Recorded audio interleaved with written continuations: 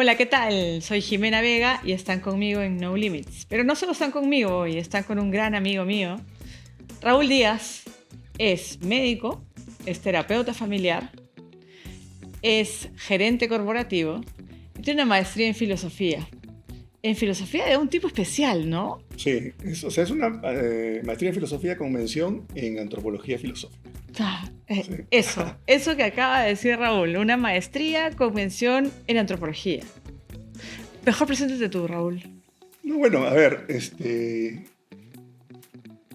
soy médico, ¿no? Estudié medicina, me costó un montón de trabajo poder graduarme porque tengo además un déficit de atención de la patada, o sea que ojalá que te pueda atender todo este rato. Y a la hora que terminé la medicina no sabía qué iba a hacer. Mi papá había sido un médico de familia en el Callao, que había sido director del hospital, todo lo que quieras, pero al final era un médico que atendía al bebito y a la abuelita, ¿no? O sea, no, estos médicos de antes, ¿no? Entonces yo quería hacer eso y eso no existe, o ya no existía en ese momento. Yo terminé hace 35 años, ya no existía. Entonces, conversando con alguien de, del mundo de la televisión, me dijo, ¿por qué no te eres un terapeuta familiar? ¿No? Entonces me presentó una persona porque justo en ese momento había interés en el mundo de lo que era terapia familiar, o sea, la terapia sistémica, que entrase bien a Perú. ¿Okay? Entonces había interés de verdad del mundo y ya pues me entrevisté con esta persona, me tomaron y entré a una capacitación. Yo entré de curioso y me quedé la capacitación completa, que fueron 3 años, ¿no? Y me formé como terapeuta familiar, ¿no? Y bueno, todo esto ocurría y yo trabajaba, digamos que en el mundo corporativo como médico. Unos años de ahí entré a trabajar en calidad, ¿no? Y de ahí en un montón de proyectos, todo lo que te puedas imaginar. Yo te diría que en ese grupo se hizo muchas de las cosas que tú ves hoy en la salud privada, se hizo con ese grupo en los 90s, ¿no? ¿Por qué? Porque, no voy a entrar en detalles, pero teníamos un cheque en blanco para hacer todos los experimentos que quisiéramos. Cheque en blanco. Sí, sin necesidad de retorno, nada, porque estábamos construyendo know-how para algo más grande, ¿no? Y bueno, al final después apareció una EPS y ahí empezamos a tener diferentes clientes. Yo ahí me capacité en diferentes cositas chiquitas, no tan chiquitas, ¿no? Para poder, digamos, cumplir con los desafíos de ese rol. Y éramos una empresa totalmente disruptiva, porque éramos una EPS de médicos, o sea, los que dirigían eran médicos, todos éramos médicos, entonces veíamos el tema con criterio médico, no con criterio financiero. Claro. Entonces, por ejemplo, tú veías un caso que podía ser interesante para nosotros como médicos, pero desde el punto de vista financiero habría que, primero, que no estaba en el plan para cubrirlo, y segundo, que podía ser muy costoso. Sin embargo, nosotros lo evaluábamos para cubrirlo, no, porque nos interesaba también la parte como que médica, ¿no? Claro, pero lo interesante de todo este background, Raúl, es que cuando hemos conversado y hemos empezado a trabajar juntos, yo empiezo a entender que la tarea que tenía contigo era una tarea de marketing para una marca importantísima y tenía que hacer una estrategia de marca. Y empiezo a hablar contigo de estos temas tan amplios que vienen desde la medicina, desde la filosofía, desde la terapia, y tengo contigo conversaciones súper interesantes. Lo que vengo a hacer yo con una mesa completa de multidisciplina lo encuentro en ti en una conversación de 1 hora. ¿Cómo entra en tu vida el mundo del marketing? Bueno, a ver, estábamos con esta EPS, ¿no? Y era una EPS que, perdón, lo previo a la EPS era un policlínico, ¿ya? Un policlínico que era lindo, funcionaba perfecto, maravilloso. Todos los que trabajábamos ahí íbamos felices, era como ir al nido, ¿ok? Solamente íbamos a divertirnos, ¿okay? Trabajar era divertirse. Y resulta que un día esto se convirtió en una cosa más grande y con más responsabilidades, digamos, ¿no? Y como te decía, éramos médicos, lo hacíamos tan bien y éramos como, creo que una piedra en el zapato para el mercado, y una de los competidores nos compró, ¿ok? Como nuestro know-how y todo, y la pieza principal del know-how se lo vendió al otro competidor como que a la mitad, una cosa así más o menos es la historia, ¿no? Entonces al final nos desarmaron, ¿no? Entonces un grupo de nosotros pasó a unas instituciones de proveedores de servicios de salud, otros a unas instituciones aseguradoras, y yo decidí no ir a ninguno de los dos, ¿no? Entonces, en este momento, cuando nosotros, estos chiquitos, se agrandan y nos dicen, ustedes tienen que ponerse los pantalones largos, tuvimos que hacer un tema de marketing, Ok. ¿no? Y ahí hubo una cosa bien bonita, porque bien bonita. ¿Puedo decir nombres? Sí, claro, Ya. todo puede ser lo que Escúchame, quieras, no hay límites escúchame, acá. Nosotros No limits. contratamos a una persona que se supone que era como que el crack en marcas y esas cosas, y le decimos, queremos un nombre, ¿ok? Que tenga una denominación y el nombre, Ya. ¿no? O sea, por decirte clínica, policlínico, centro médico y el nombre. Entonces trabajó, entrevistó, esto, el otro, todo, y al final nos dijo, ya tengo el nombre. Reunión, todo, y nos dijo, el nombre va a ser Centro Médico Virgen del Pilar. Todos nos miramos, ¿qué le pasó a este señor? ¿No? Claro, y nos explicó todavía, ¿no? Es que la Virgen del Pilar, la iglesia, queda en un óvalo, en un sitio neutro, que no es así ni así. Nosotros no entendimos nada. Claro. Entonces, el que nos dirigía Delete. dijo, ¿sabes qué? El nombre va a ser este, punto. Claro. Y él impuso un nombre, ¿ok? Y ya dimos el primer paso con el nombre. Ahora necesitábamos toda la estrategia de marketing y queríamos un eslogan, ¿ya? Entonces trajimos a un crack, para mí fue un crack, que se llamaba Luis Vélez Moro. Sí, sí, claro. ¿Ok? Entonces le dijimos así, ¿eh? Somos una institución de salud que queremos, o sea, hacemos prevención, hacemos medicina recuperativa, curamos, pero además queremos una relación de largo plazo con nuestros pacientes / clientes. Así que llévate eso, tráenos un eslogan. Y nos trajo un eslogan. ¿Sabes cómo era? ¿Cómo era? ¿Cómo era? El nombre de la marca y decía, en las buenas y en los males. Ah, qué buena. Qué buena, ¿no? Qué Entonces, buena. en las buenas vamos a prevenir, en los males vamos a curar, ¿no? Y como los buenos, las buenas más las males suman el todo, Brillante. brillante, ¿no? Brillante, Buenísimo. brillante, buenísimo, ¿no?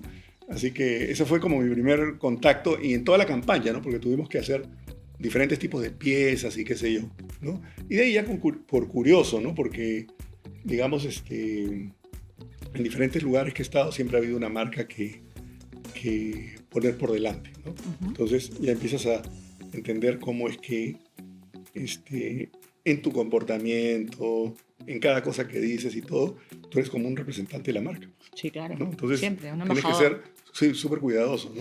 A mí me encanta el término embajador de marca porque además Ujú. te da una prestancia, no Ujú. ser embajador de la marca, es como representante, pero como casi que del rey, no Ujú. vienes representando algo muy importante. Yo creo que eso es lo que eres al final. Y en esta mezcla de búsqueda antropológica, filosófica, humanista y la medicina, ¿cómo le suma el marketing a todo este entorno en el que tú vives? Bueno, lo que pasa es que, a ver, yo creo que para cualquier cosa que hagas, y ahí me pongo mi gorrito de médico, pero sin ponérmelo, Póntelo, tú póntelo. tienes que hacer un diagnóstico y después dar un tratamiento. O sea, tú tienes que primero hacer un diagnóstico y después vas a tratar el asunto, ¿no? Entonces, yo creo que en el tema de marketing, que estamos hablando de personas, comunidades, gente, ¿no? Tú vas a tener primero que hacer un diagnóstico. Pero para hacer un diagnóstico tienes que tener, digamos que un marco, conceptual de la forma en que te vas a acercar a esas personas. Ujú. Y tu trabajo es comprender, ¿te das cuenta? Entonces, hay varias maneras, ¿no? Para mí, digamos que tú tienes pues encuestas, tienes focus group, etc. Para mí, lo más rico son como que las entrevistas profundas, Sí. ¿no? Porque ahí, digamos, entras a la médula a veces, ¿no? Tienes que escoger bien, digamos, la muestra que vas a entrevistar, pero eso es, pues, ¿no? O sea, en realidad, la filosofía es conversar entre amigos, Ujú. ¿ok? Sí. ¿No? Con Entonces, un buen café. Un buen café, ¿no? Entonces, al final, digamos, esto te va a servir, ¿no? La parte antropológica, etcétera, social, sociológica, si quieres, para comprender al otro y digamos que su circunstancia, ¿no? Sí, tú sabes ¿No? que a mí me encanta trabajar con etnografía, con sociología, antropología, entonces esa parte profunda la encuentro muy interesante. Pero tu lado médico y tu lado terapeuta también me parecen súper enriquecedores a la hora de mirar el marketing, lo hemos conversado también. En tu recorrido, ¿has visto en este análisis de marcas con trastornos? Marcas con Trastornos de personalidad. Ah, qué buena pregunta. Déjame pensar. ¿Eh? Piénsalo, piénsalo. O sea, a ver, por ejemplo, ¿coherencia? No. Puede ser coherencia. Por ejemplo, cuando hablamos de transformación cultural, que lo sé que lo estás viendo, o cuando hablamos de construir una marca, arquitectura de marca, normalmente en el diagnóstico puedes encontrar marcas con trastornos de personalidad. A ver, es que déjame pensar. O sea, yo tengo marcas vacías, Sí. ¿no? Un montón de marcas vacías. La mayoría. Que son, por ejemplo, ¿no? ahí está. ¿Puedo decir una marca? Sí, puedes hacer lo que Ya, quieras. No hay límites, escúchame. no hay límites. Claro, por ejemplo, yo tuve una beca para estudiar en España, medicina del trabajo, que me invitó Mafre, Ya. ¿ok? Y Mafre me formateó muy bien y me gustó muchísimo, ¿ya? Entonces, cuando yo tengo contacto con alguien de Mafre acá en Perú, le pregunto, ¿qué es Mafre?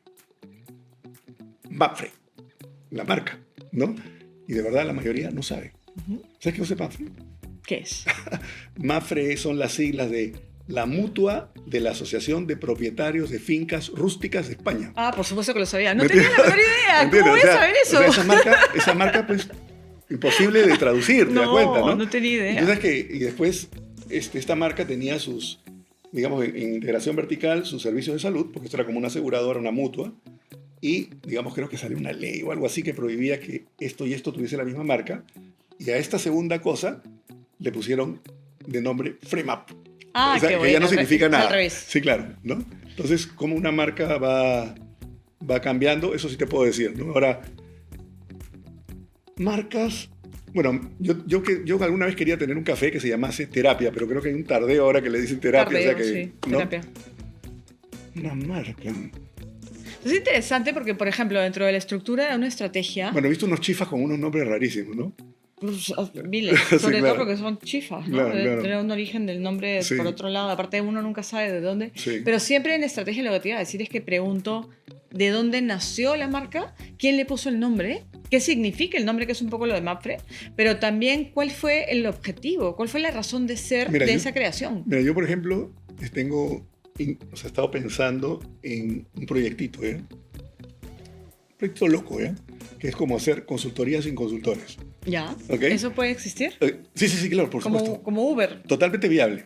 Entonces, y le pregunté a ChatGPT, oye, a ver, cuéntame un poco qué marca me daría. Me dio la marca. Anda. ¿Quieres que te dé el logo? Sí. Me dio hasta las características de los tonos de color y eso para armar el logo que me había hecho. Qué buena. ¿Qué es esto? ¿Sabes que al ¿No? ChatGPT yo le digo chato, no? Sí. Mi Ah, chato. tu Tiene chato. mi chato. Mi Sí. agente se llama chato. Sí, yo le pregunto cositas. Lo saludo primero. Sí, siempre, Sí, muy educadamente, sí, ¿no? sí. De hecho. Pero no te he contestado, no se me ocurre ninguna marca. No, bueno, entonces te voy a cambiar de nombre, de pregunta, ¿no? Si las empresas, que generan negocios, vinieran a terapia contigo, las empresas, ¿cómo lo enfrentarías a esa terapia? Bueno, tendría que comprender la empresa, ¿no? Ujú. Y yo tengo una división particular de las empresas, de mía, ¿no? Hay empresas que son corporativas, ¿verdad? O sea, corporativas al mango, ¿no? Tienes empresas que son familiares con toda su problemática y tienes en el medio empresas de familiaridad, Ujú. ¿no? Son los tres tipos de empresas que yo, digamos, que identifico, ¿no? Entonces, digamos, si hay que hacerle como terapia a una empresa, va a depender de cuál es la característica de la que estamos hablando, ¿no es cierto? Entonces, si es una empresa corporativa, lo más probable, ¿no?, es que te tengas que ceñir a cosas que vienen de sabe de dónde, ¿no? Y tienes que como tropicalizar el asunto, ¿te das cuenta? Si es una empresa familiar, digamos, tienes que entender a la familia, ¿no? Y también ver qué tan ordenado está el asunto, ¿no? Y si es una empresa de familiaridad, ahí hay muchos atributos, porque yo creo que ahí, aunque no lo sepan, circula la amistad. ¿Te das cuenta? Y cuando la amistad está, como que todo se vuelve más bonito. Ya, ¿no? pero explícame entonces, una marca rodeada de familia, de familiaridad y de amistad, las diferencias, para que me quede claro. Bueno, primero que en la marca de familiaridad y en la marca, en la empresa corporativa, digamos que no voy a encontrar familiares. Ya, ¿Ok? O sea, por donde busque no voy a encontrar familiares. Ya. ¿Ok? Así sea una empresa que evolucionó de familiar a corporativa, no vas a encontrar familiares. ¿Ok? Ya. Sin embargo, en la empresa de familiar tú vas a encontrar familia. Ujú. En algún lugar, o como parte de la propiedad, con opinión, o como parte de un directorio, o en el management, ¿no? Pero vas a encontrar ahí y diferencias y cosas, porque se trasladan muchos de los códigos de la familia a la empresa, Ok. ¿no? Por ejemplo, ¿no? A ver, ¿cómo te digo? Por ejemplo, cuando tú ves en terapia de pareja a una pareja, Ujú. ¿no? Tú tienes a él y a ella. Entonces hay gente que hace terapia individual con él, terapia individual con ella, y te pierdes en mi opinión, lo más importante, que es qué pasa cuando él y ella están juntos. Claro, ¿Te das cuenta? la Entonces, interacción. totalmente. Entonces tú estás ahí en la consulta y hablas con ella, con él, te interesa lo que están hablando, pero en un determinado momento te deja de interesar. No me interesa, pero me interesa lo que ocurre. Ujú. ¿Te das cuenta? O sea, cómo la miró, si le puso la mano en la pierna, en el hombro, si fue cariñoso o fue cariñosa. O sea, eso me da un montón de información. Ujú. ¿Te das cuenta? Entonces, yo pensaría que, por ejemplo, en lo corporativo no voy a ver de este tipo de cosas, ¿no? De interacciones bondadosas, por decirlo de alguna manera, ¿no? Ujú. Y en la de familiaridad y en la familiar sí. Bueno, pero qué interesante, porque por ejemplo, cuando estudiamos al consumidor en marketing y lo llevamos al terreno de insights del consumidor, es muy importante la parte no verbal. Entonces, por ejemplo, en un estudio de etnografía, cuando uno analiza lo que hace el consumidor en relación a la marca o al producto o al servicio, se fija mucho más en lo que no dice que en lo que dice.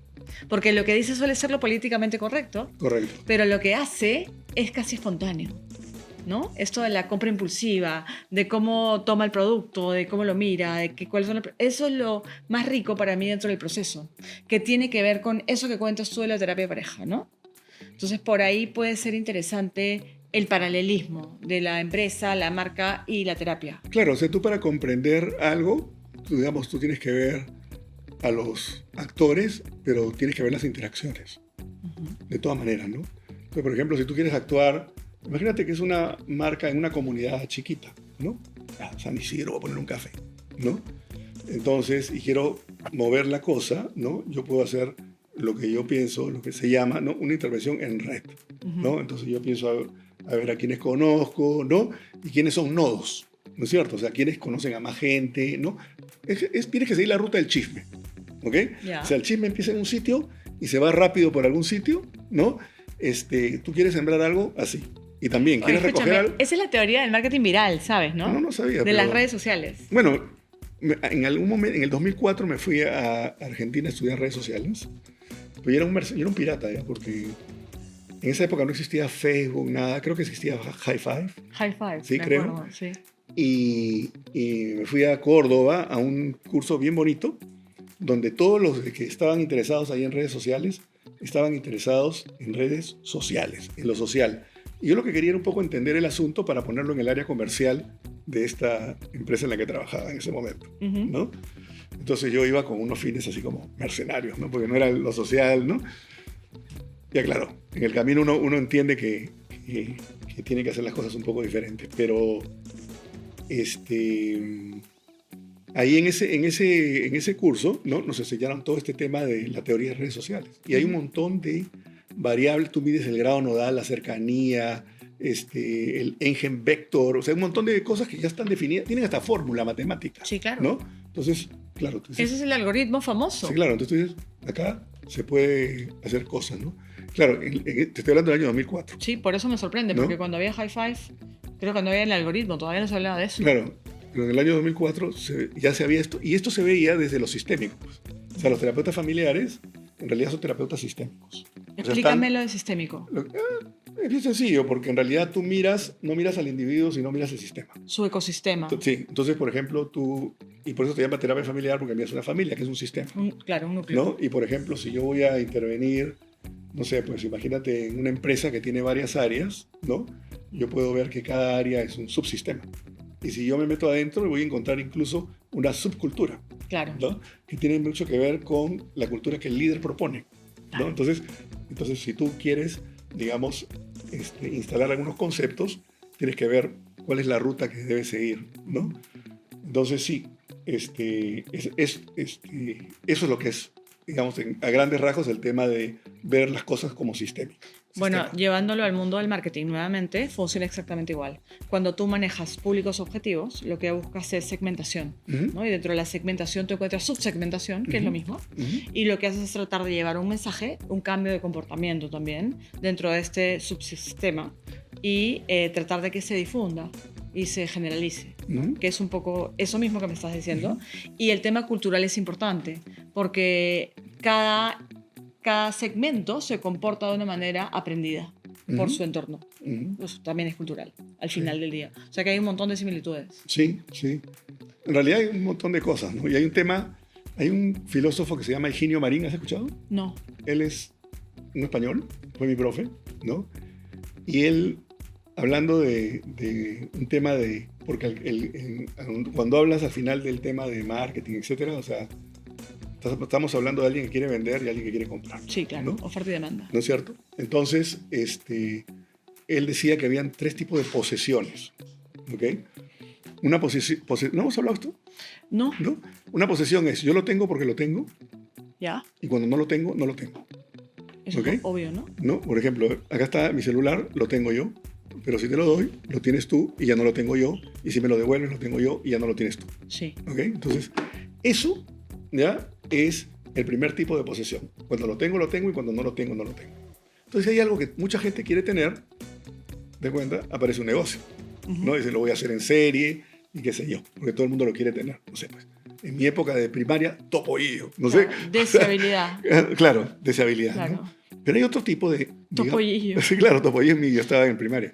Y lo otro es, mira, cuando lo tengo, pero cuando te lo doy, lo tengo más. Entonces yo cuando le comento esto a unos ingenieros los fastidio, ¿eh?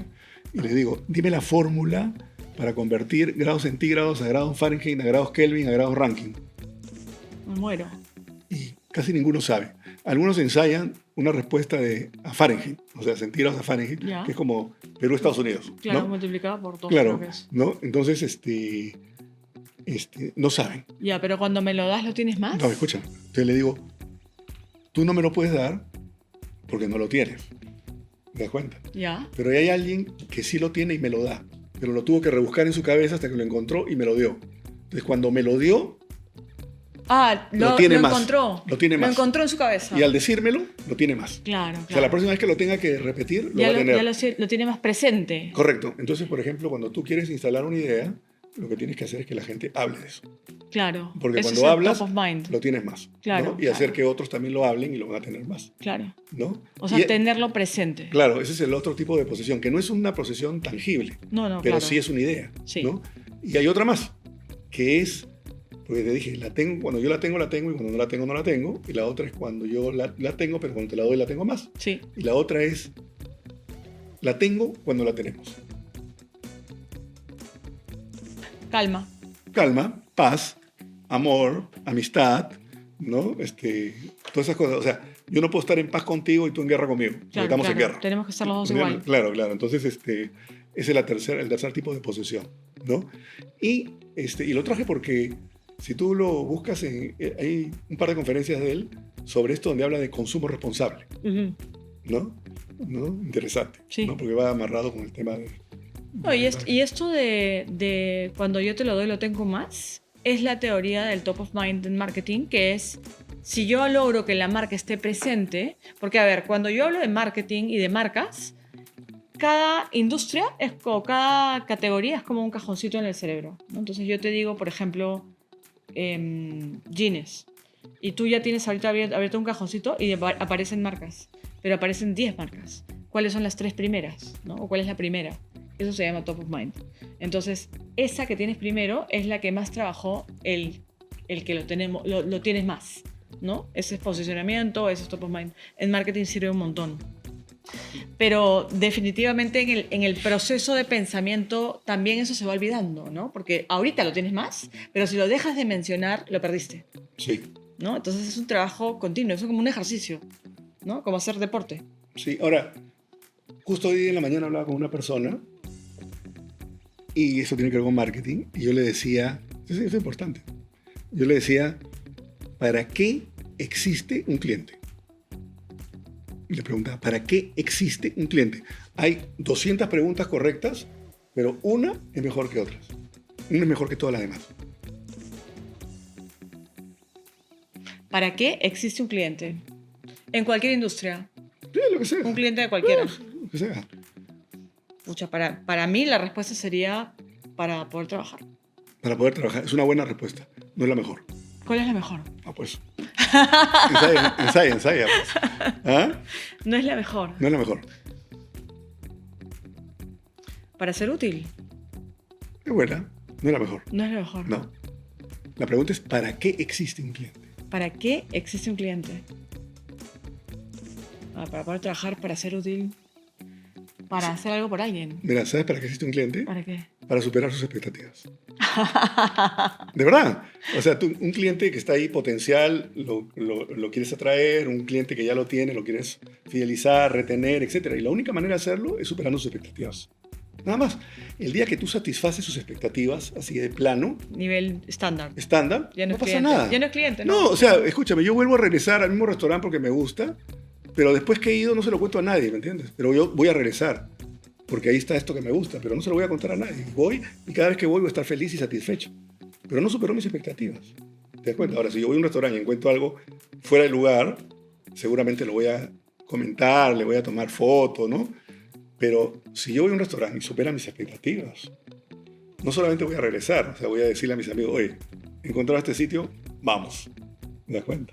Y si la sigue superando, seguiremos yendo. Entonces, claro, el reto es superarlas todas las veces. claro, entonces de nuevo entramos al tema de comprender al otro, ¿no es cierto? Porque al final, para poder superar expectativas, tú tienes que tener como una base, y la base son sus expectativas base, ¿no? O sea, ¿qué es lo que espera?